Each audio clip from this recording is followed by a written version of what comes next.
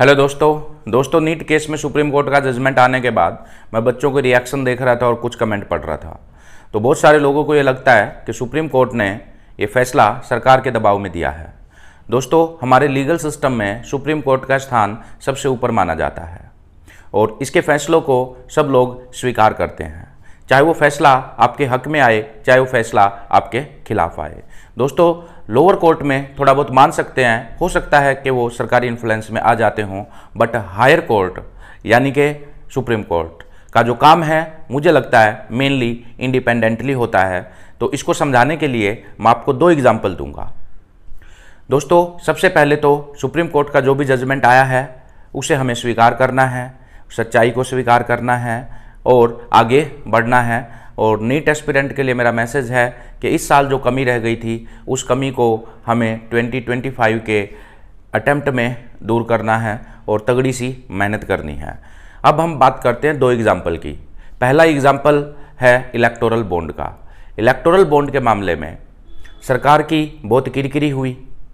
Supreme court ने electoral bond scheme को reject किया।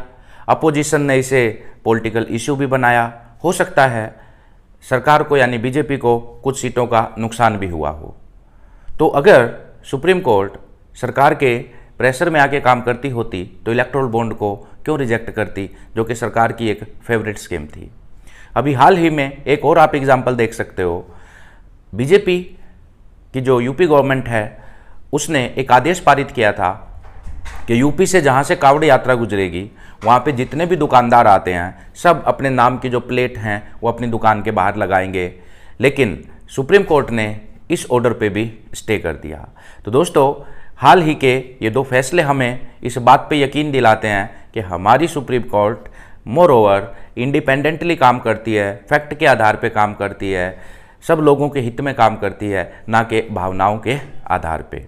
तो दोस्तों, हिस्ट्री में, सुप्रीम कोर्ट की हिस्ट्री में अगर हम देखें तो नीट हियरिंग जो लगातार इतने दिनों तक चली और सुप्रीम कोर्ट ने अपना सब कुछ छोड़ के सारा समय इस हियरिंग को दिया, इससे सुप्रीम कोर्ट की बच्चों के प्रति संवेदनशीलता भी दिखती है। तो दोस्तों, हमें लगता है कि जो भी फैसला आया है वो बिल्कुल सही है। हम सब लोगों को इसको एक्सेप्ट करना है और मूव ऑन करना है। तो आपकी क्या राय है, कमेंट करके बताइए। Thank you very much.